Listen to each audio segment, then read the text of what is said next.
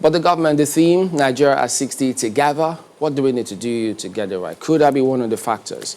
We'll find out as we go on to Mr. Tony Nadi, who is a legal practitioner. He's the co-convener, Movement for New Nigeria, and Secretary General, Lower Nigeria Congress. Good morning, and thank you for joining us today. Thank you, Sir Billy. Well, so much different perspectives really about what we need to do to be together, to continue being together and strengthen our resolve to stay together. Yes, we did put out a poll, which we'll come to much later. But in light of this theme that we've got, Nigeria 60 together, what stands out for you in that particular theme if we need to at least all achieve and point to what we can call the Nigerian dream? Oh, well, I was just listening to the newspaper reports and all kinds of, all the things that have been happening in the last, in course of this week, even just this week alone. And we had the Vice President raise alarm, Yemi Osinbajo, raise alarm that the walls of Nigeria are cracked and that if nothing is done very urgently too, that the walls will come down, that the union might collapse on account of those cracks. And then we also saw people jump out from one section to condemn him for pointing out that crack. But the matter goes beyond the crack for us. It goes all the way. That crack, I sit here as a statesman, as one involved hands-on for 20 years plus, looking for solutions to these problems that are now, prevalent and manifest everywhere. The cracks are coming from the foundation upon which we're building. The cracks didn't just happen overnight. The cracks came from the wrong foundation upon which we have insisted on building. And if we're discussing 60 years now, looking back at the fact that it was the election of independence that led to Awolowo being sent to prison, and the response to that leading to May 29, 1962, suspension of the constitution of the Western region of the time, leading further to the breakdown of law and order in Western region that became Wild Wild West, which was what the soldiers, Ademoyega, Njogwa and co, came in, young men who were just, looking out for their country. It was that commotion that they tried to come to arrest 6 years into independence. That was what became January 15 of 1966. And then the basic agreement for being in a union got truncated because we became a union because we were going to be a federation. We became a union because we were going to be a federation. The Sadona, we remember in 1953 when the motion for independence was moved, the Northern delegation blocked it because they wanted more autonomy. They didn't want to be mixed up with people in such a manner that they would lose their identity, their culture, their control over their own affairs. And so the 8 points of demand that Sadona raised in rejecting that motion for independence in 1953 became the definition of the depth of autonomy which was acceptable to the North at the time to become part of the union that emerged in 1960. And so it was the collapse, it was the abandonment of that arrangement, which we call federalism, that became the reason for all of the other things that have now gone wrong. And I was just looking at the video of Senator Adeyeye's lamentations on the floor of the Senate. It is the Constitution we have. I have a copy here too. The Constitution that has emerged, the one that is on the table now, is the aggregation of all of the things that went wrong since this time, since the 60s, almost this last 55 years.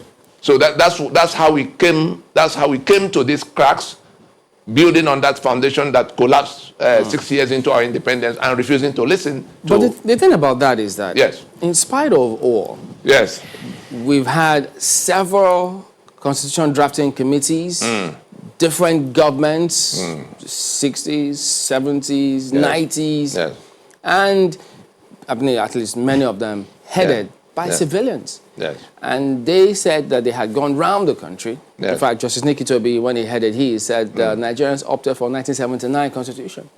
So many people they give the impression that, look, people had gone round, collated memorandum, and Nigerians opted for that 1979, which there isn't any fundamental difference between 99 and 79 anyway. Yeah. So where then lies the problem?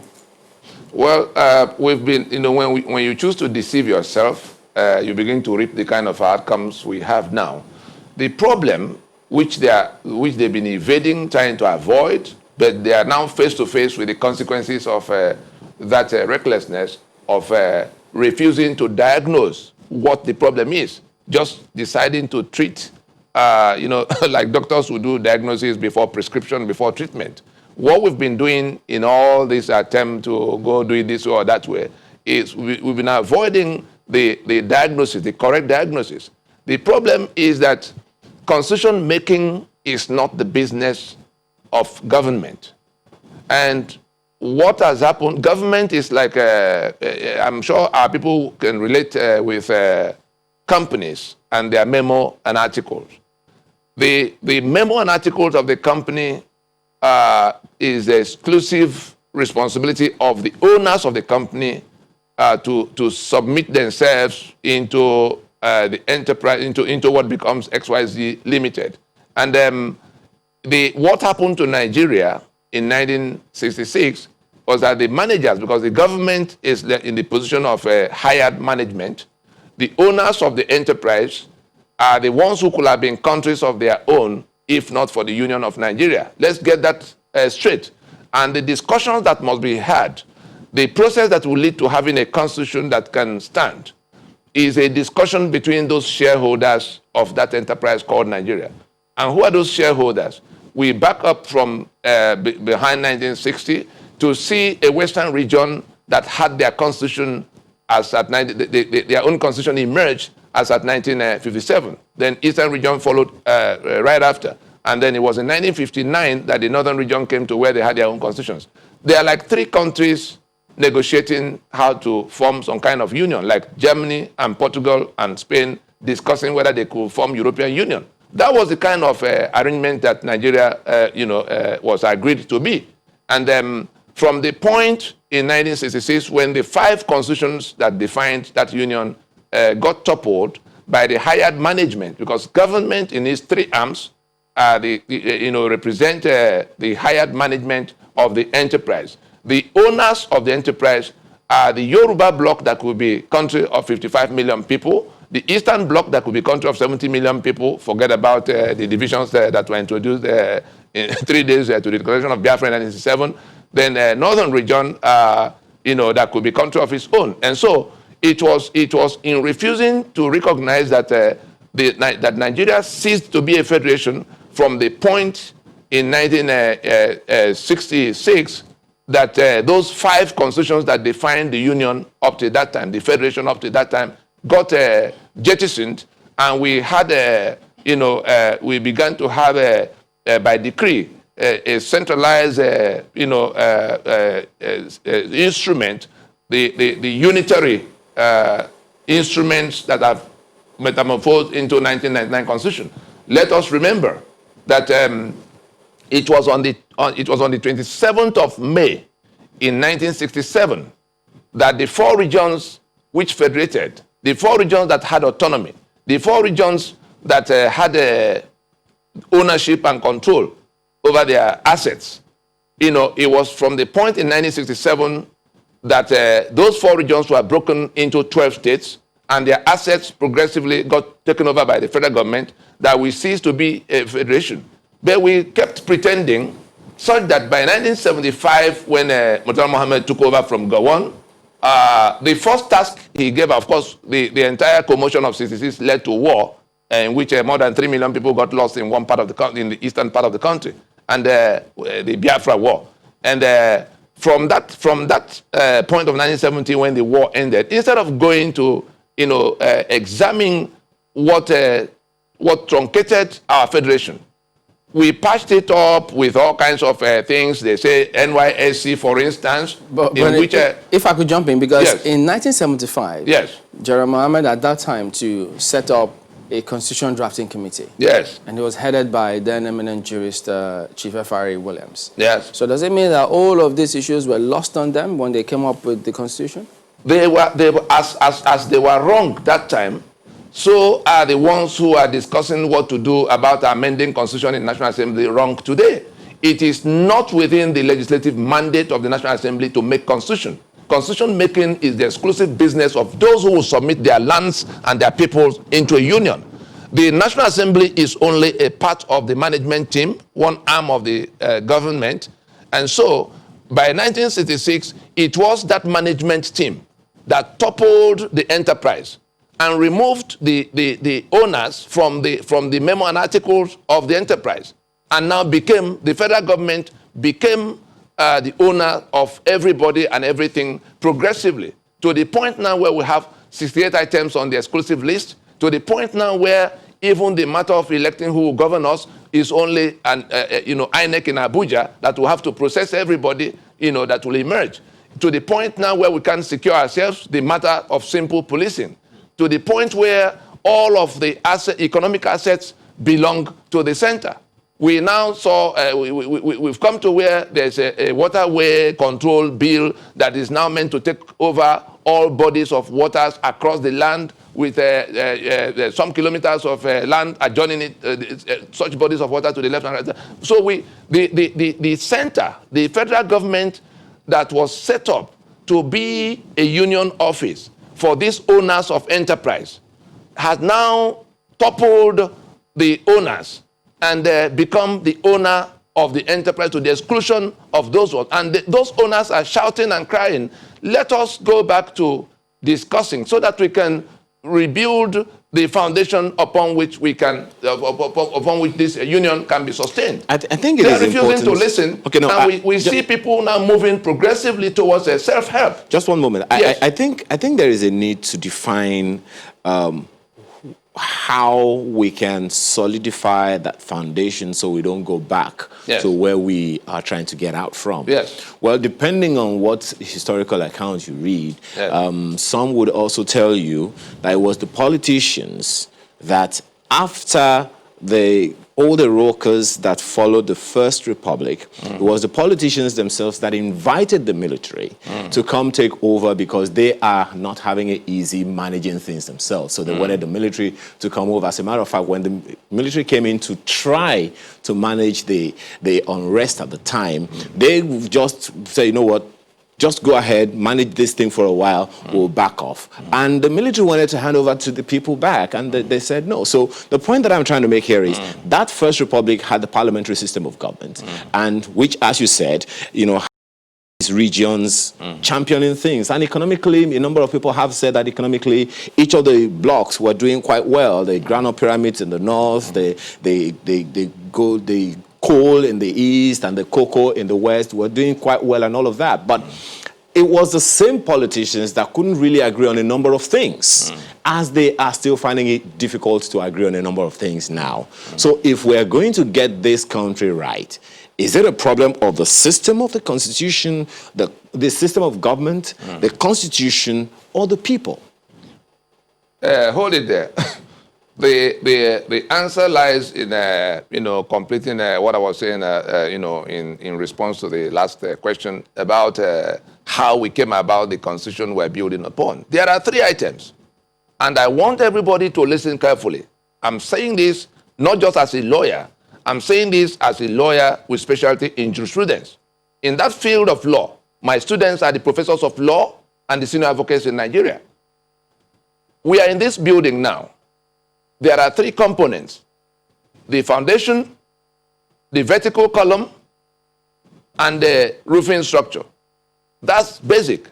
Now, we hear about polity all the time, overheating the polity. We have the polity, that's the definition of the union, as done by, as you will find in the Constitution. That is the foundation. Then it is that foundation that moderates and defines the politics PDP, APC, and all of what happens in elections and how people get elected. That's the vertical column. The roof is where you're now discussing the policies that come from that politics. In those three compartments, you come back to the definition of democracy. Government of the people means the foundation that the people, in exercise of their sovereignty, decide the ultimate rules, which you call the Constitution. By the people means having so decided, the politics that happens in the place is governed by that, that Constitution.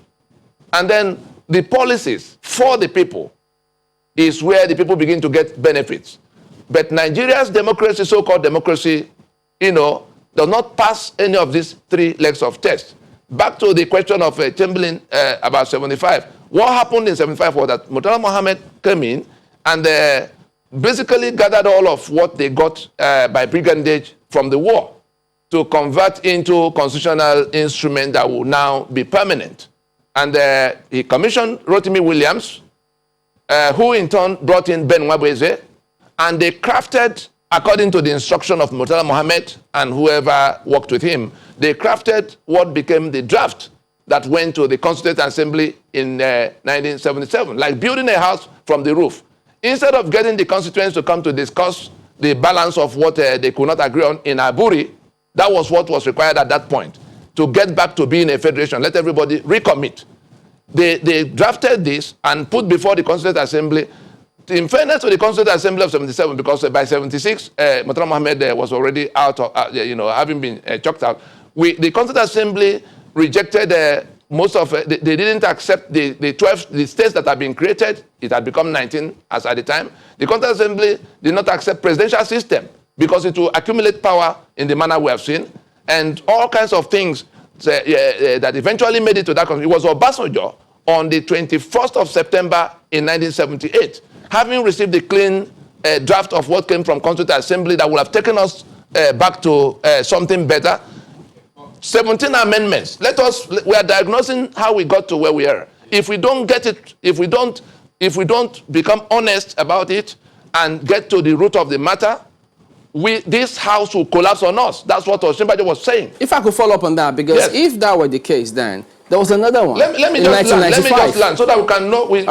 My landing is that on the 21st of September in 1978, Obasanjo went on national broadcast to introduce 17 amendments to the finished work of the Constituent Assembly. So the 1979 Constitution was not a product of the people of Nigeria, as many will want to claim. It was those amendments that removed everything that would have taken us back to resuming our status as a federation. And if you can imagine that the states, we now have 36 unviable units that they say is the federating units. The states, if we had gone back to the regions that will federate, we wouldn't have these 36 states now, nor the 704 local government areas, right, and all of the things that now make the union unworkable, totally unworkable. This is 8 items of exclusive list. How did Land Use Act get into the Constitution? So, how did NYSC, to tell you the kind of things that are continuing to crack our walls, the NYSC was ostensibly brought in to make young people mix up so that they can understand their countries better, their country better. But that's the front end. At the back end, the purpose of NYSC was to take the children of Port Harcourt, the children of Warri, the children of Lagos, to go and perish in Kaura Namoda, in Biu, in Potiskum. If that were While the case, children of Sokoto and Kano and Meduguri are sent to Port Harcourt to be retained in NNPC, to be retained in NPA. But that's how we came about that, and they put it inside the Constitution in such a manner that you can't change it. What about the fact that in 1995, yes, there was another committee headed by Justice Nikki Toby? Yes. So they went through the same process, asked questions of the same people, yeah, and then he said Nigerians said they prefer to settle for the 1979 Constitution. So the meeting is holding the meeting like all the pretenses. Obasanjo has had a conference. The other people, Jonathan called his own conference. The pretense is that the government is now the one to hand down constitution to the people. The meeting that will produce a constitution is between the Yoruba as people who can become country of their own, like we are hearing them say now. The eastern part that could be Biafra or anything they call themselves as country of their own, those are the people quarreling. Those are the people you have to settle the terms of their relationship. That is what the constitution does. The terms of coming together. Bola Ige even broke it down for us. He said that in all the demand for sovereign conference, it is to answer two questions. Are we prepared to continue as one union? If the answer is yes, and that's by referendum, should we then list the terms of that being in that union? That's the article, like the memo and the article. When you have a memo that is toppled, the memo is the company, creates the company. The article now lists all of how the owners of the company will relate. There are two different documents. All right. We'll come back to this in just a moment and get your concluding thoughts. Please stay with us.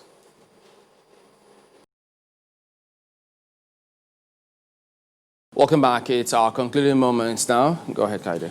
Well, as much as there's a lot of value in looking at where we're coming from, how we got here, it's also important to, look at where we are. The reality is on ground right now. Yes, the National Assembly has, put in motion that constitution review process, 13 thematic areas. That seems to be, the way forward right now. Now, you gave that analogy about the building, the foundation, the vertical column, and of course the roof.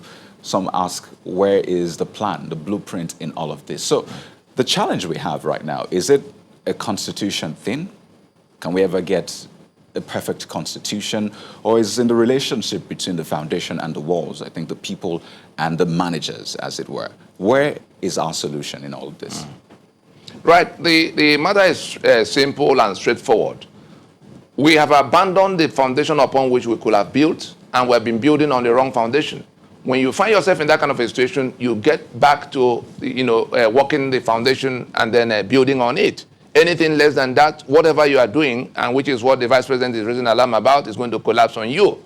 And in order to avoid that, like I said at the beginning, what the processes I've been involved in that came from a meeting of all, the PRONACO that we called in 2005, involving all the nationalities in the country, coming to decide how and whether and how they will carry on in that union, that came out with a product in which even our present president, Muhammad Buhari, was part of the Fulani delegation that came to that conference. We had all of those who were carrying arms against Nigeria at the time.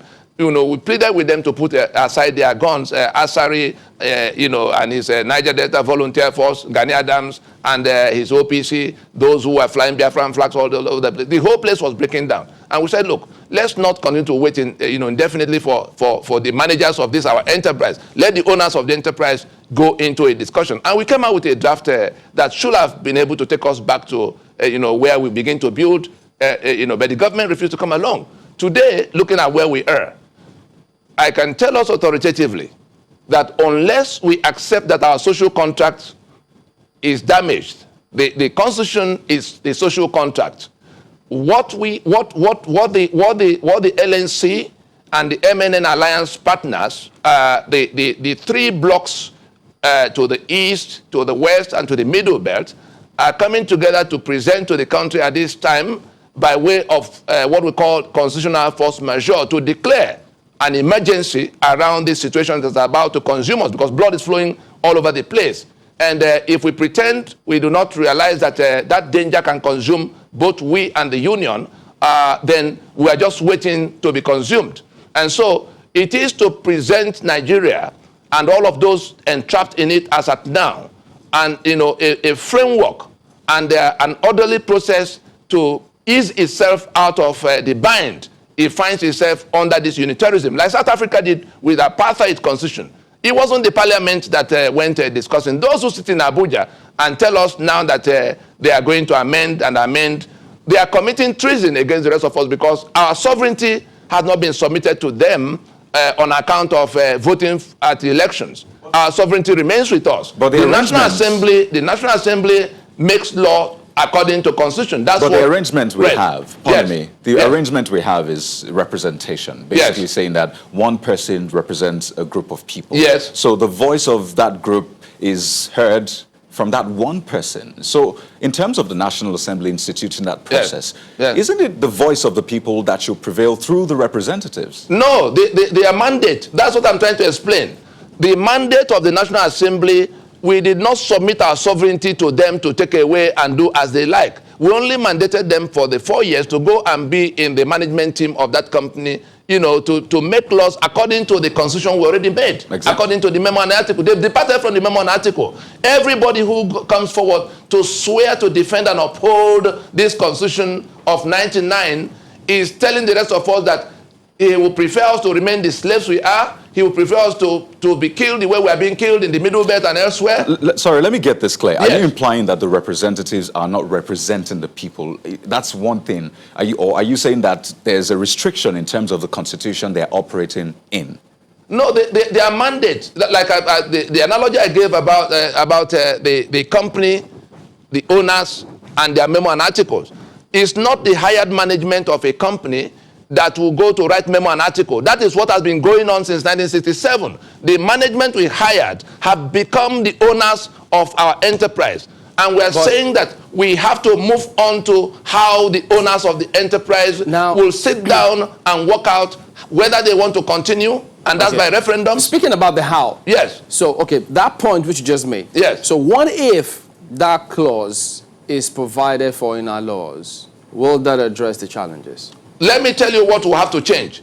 The preamble to the Constitution that claims that we, the people, have solemnly resolved to live together as one indivisible union, that is the biggest complaint that has to be resolved, and it's not in the place of National Assembly to resolve it. It's the constituents, the Yoruba that now say they want to leave the union, the Biafran people that say they want to leave the union, and the Middle Belt that say they don't want to have anything to do with their next neighbors.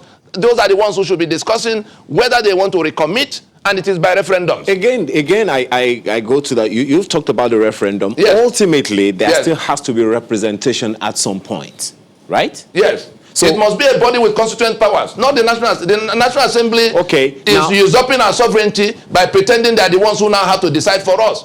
The mandate to decide constitution is not part of the legislative mandate when you vote an election to go and be represented.